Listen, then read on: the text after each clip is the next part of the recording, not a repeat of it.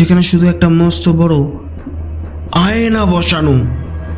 সেই আয়নার ভেতরে অবিনাশ দেখতে পেল নিজেকে, কিন্তু সেটা এখনকার অবিনাশ নয়। সেখানে সে দেখছে 7 বছর পরের এক বৃদ্ধকে, যার চোখের কোটর দিয়ে জ্যান্ত পোকা বেরোচ্ছে। ছায়াটা তার দিকে একটা হাত।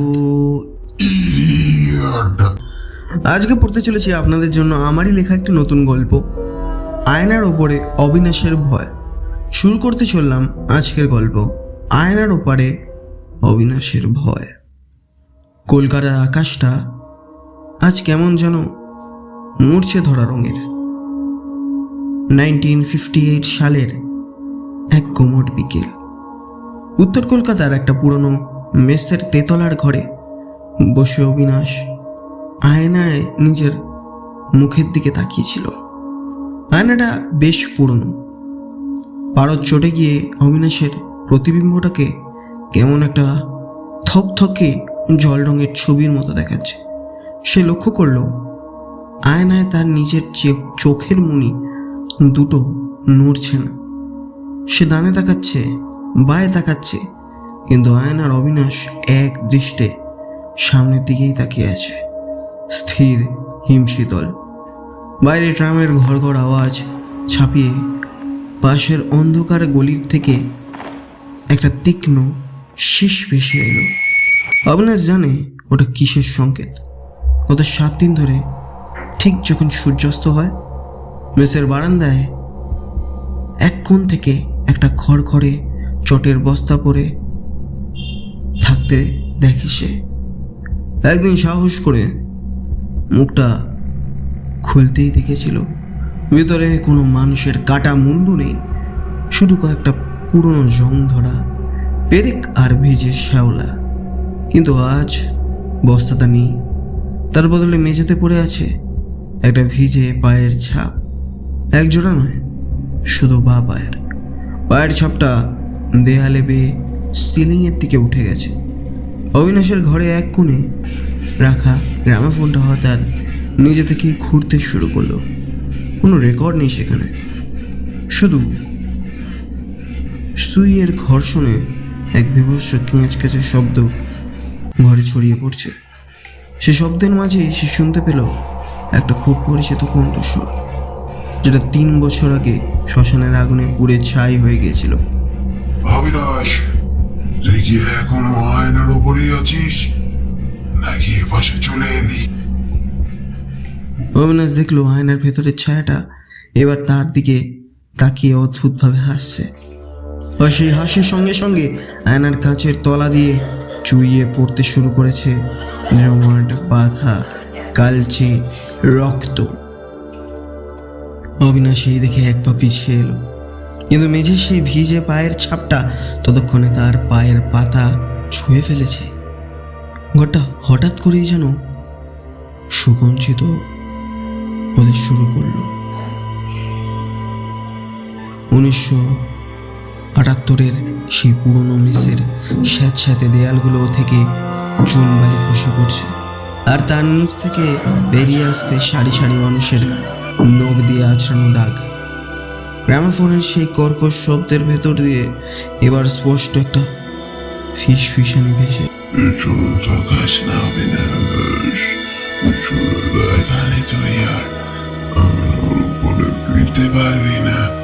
কিন্তু মানুষের সহজাত প্রবৃত্তি বড় বলাই। অবিনাশের মনে হলো তার ঘাড়ের ঠিক পেছনে কেউ একজন দাঁড়িয়ে আছে। তার নিঃশ্বাসের হিমশীতল হওয়া অবিনাশের গানের লতিতে এসে লাগছে। সেই নিঃশ্বাস কোনো প্রাণের নেই, আছে শুধু পচা গলা, খড় আর ভিজে মাটির গন্ধ। ধীরে ধীরে মাথাটা ঘোরালো সে। ঘরের কোণে আধো অন্ধকারে দাঁড়িয়ে আছে একটা দীর্ঘকায় ছায়া, বড় না একটা জীর্ণ টেক্সটাইল মিলের ধুতি, যা হাঁটু অবধি তোলা। আশ্চর্যের বিষয় হলো ছায়াটার কোনো মুখ নেই, শুধু একটা মস্ত বড় আয়না বসানো। সেই আয়নার ভেতরে অবিনাশ দেখতে পেল নিজেকে, কিন্তু সেটা এখনকার অবিনাশ নয়। সেখানে সে দেখছে 7 বছর পরের এক বৃদ্ধকে, যার চোখের কোটর দিয়ে জ্যান্ত পোকা বেরোচ্ছে। ছায়াটা তার দিকে একটা হাত বাড়িয়ে দিল। সেই হাতের আঙ্গুলগুলো অস্বাভাবিক লম্বা, ঠিক যেন কোনো সরীসৃপের মতো। তোর ট্যাক্সির ভাড়াটা তো দেওয়া হলো না খোকন। অবিনাশের মনে পড়ে গেল 3 বছর আগের সেই দুর্যোগের রাত। গঙ্গার ধারের রাস্তার পাশে এসে যখন তার নতুন কালো হলুদ ট্যাক্সিটা নিয়ে বেরিয়েছিল, তখন একজনকে লিফট দিয়েছিল সে। লোকটা মাঝপথে উধাও হয়ে গেছিল, শুধু সিটে ফেলে গিয়েছিল একটা ভিজে চটের বস্তা আর কিছু জং ধরা পেরেক। হঠাৎ খটখট করে জানলাগুলোয় আঁচড় খেতে লাগলো। বাইরে ট্রামের আওয়াজটা এখন আর ট্রামের মতো শোনাচ্ছে না। মনে হচ্ছে হাজার হাজার লোহার শিকল যেন পাথরের ওপর দিয়ে টেনে নিয়ে যাচ্ছে কেউ। আয়নার ভিতর থেকে সেই ছায়া অবিনাশের সঙ্গে কথা বলে উঠল। বাইরে যে দাঁড়িয়ে আছে সে কিন্তু আমি নই। আমি এখানে আটকা পড়ে গেছি। তুই যাকে ঘরে ঢোকালি উপর থেকে এসেছে। অবিনাশ দেখল তার নিজের হাত দুটো ধীরে ধীরে স্বচ্ছ হয়ে গেছে। তার গায়ের চামড়া ফেটে গিয়ে সেখানে পরদে পরদে চুইয়ে পড়তে শুরু করেছে। মেঝেতে মাংস। অবিনাশের গলার ভেতরটা শুকিয়ে কাঠ হয়ে গেছে। চিৎকার করতে গিয়েও দেখলো আর স্বর ফুটছে না। মেঝের ওপর চুইয়ে পড়া পারদগুলো জ্যান্ত পোকার মতো কিলবিল করে এক জায়গায় জড়ো হয়েছে। আয়নামকো সেই ছায়াটা এবার এক পা করে এগিয়ে এলো। তার সেই কাছের মুখ এখন অবিনাশের নিজের বর্তমানের প্রতিচ্ছবি দেখাতে পারছে না, দেখাচ্ছে একটা অন্ধকার গলির দৃশ্য, ঠিক যেন সুড়ঙ্গের মতো। হঠাৎ ঘরের বাটিটা দপ করে নিভে গেল।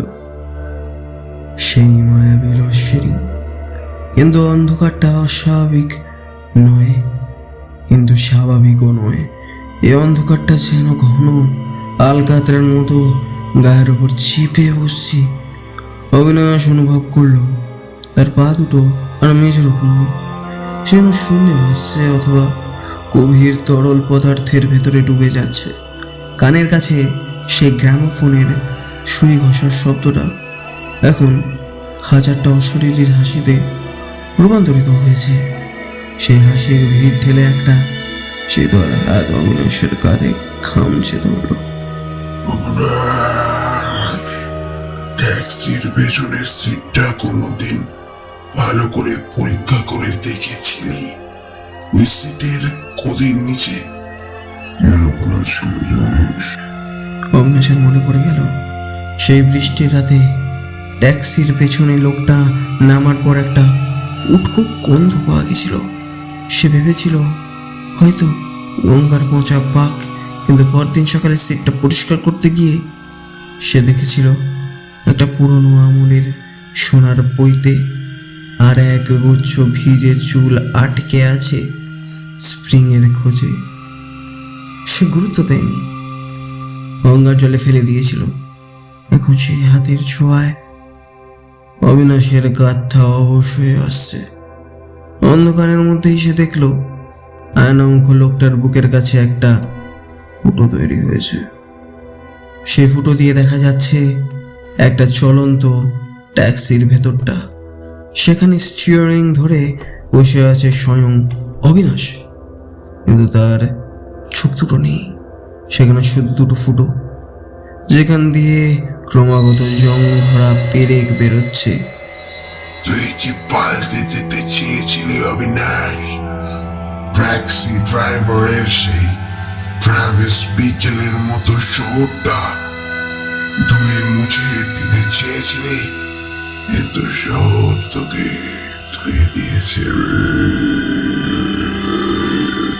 হঠাৎ একটা তীব্র ঝনঝনের শব্দ অবিনাশের সম্বিত ফিরিয়ে আনলো। মেঝের জানলার কাঁচটা ভেঙে পড়েছে, কিন্তু ভাঙা কাঁচগুলো নিচে পড়ছে না। সেগুলো হাওয়ায় ভাসতে ভাসতে অবিনাশের দিকে ধেয়ে আসছে। এক একটা টুকরোর অবিনাশের জীবনের এক একটা মুহূর্ত ভেসে উঠছে, তার ছোটবেলা, তার প্রথম প্রেম, আর সেই সেই অভিশপ্ত রাত। কাচের একটা বড় টুকরো এসে তার কপালে বিঁধতে এসে দেখলো তার শরীর থেকে রক্ত বেরোচ্ছে না, কত স্থান দিয়ে বেরোচ্ছে পুরনো খবরের কাগজের টুকরো, যাতে 1955 সালের একটা নিখোঁজ শব্দ পাওয়া গেছে। আয়নামুখ ছায়াটা এবার তার খুব কাছে। সে ফিসফিস করে বলল,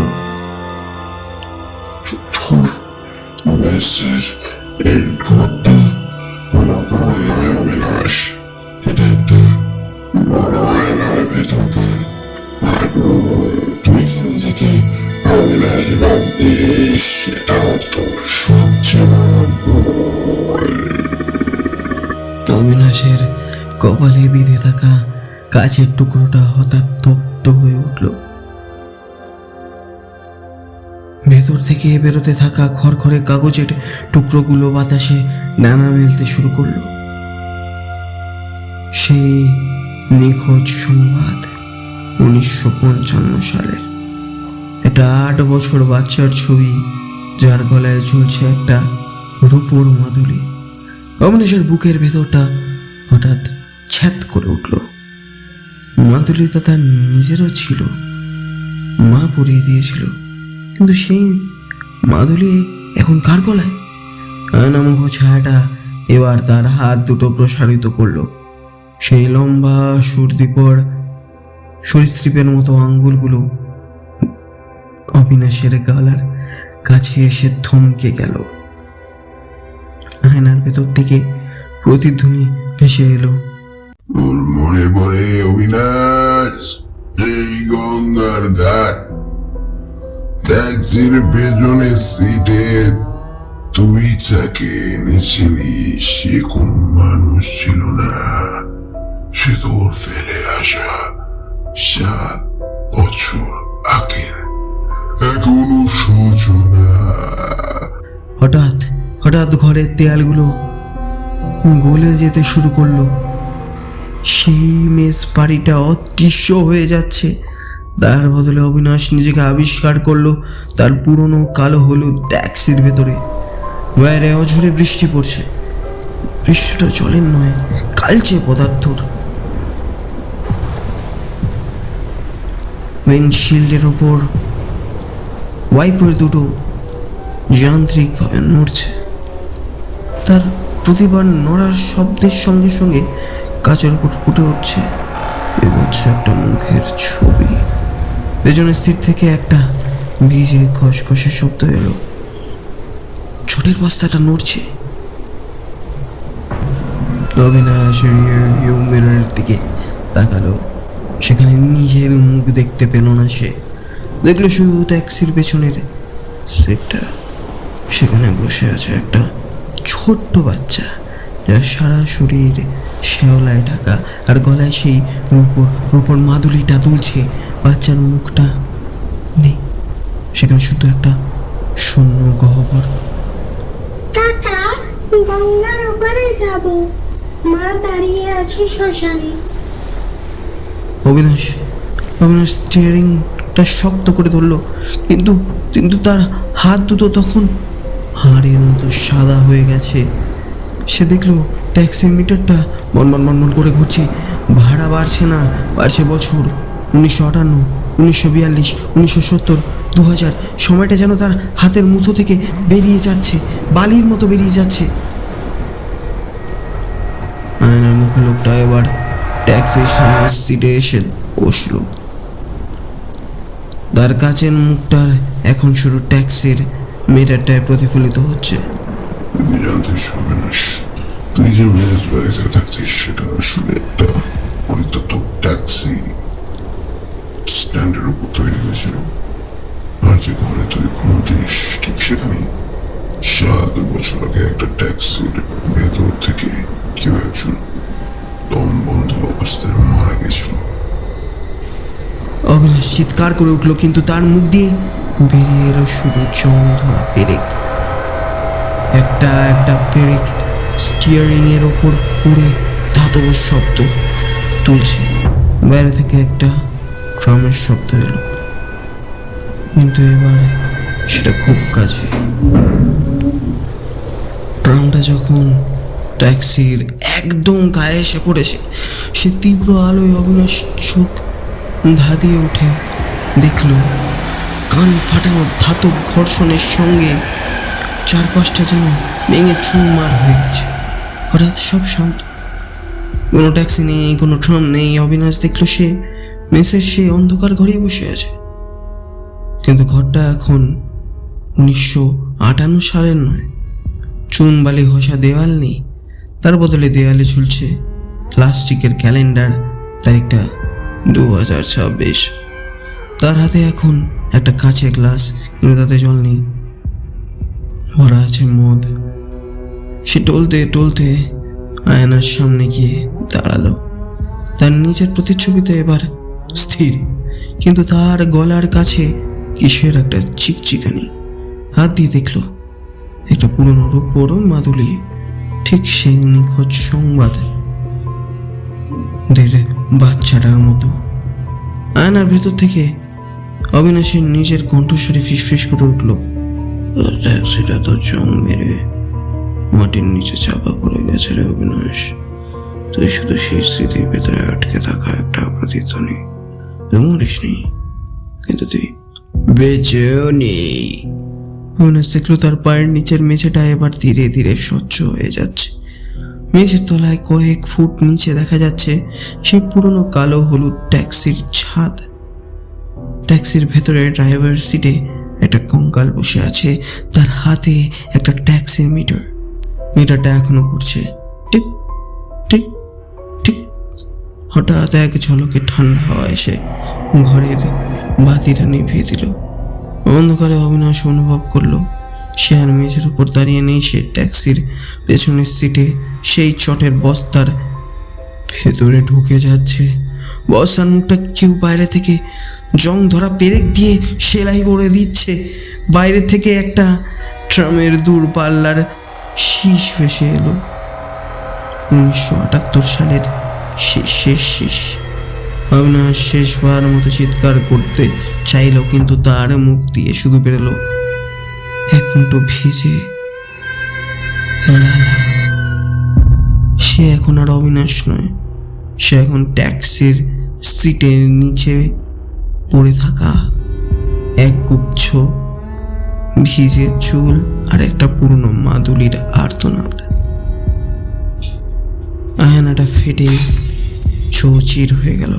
ঘরটা আবার নিচু, শুধু গ্রামাফোনের সেই শূন্য পিনটা একা একাই ঘুরে চলেছে। ধন্যবাদ। কেমন লাগলো আপনাদের এই গল্পটি?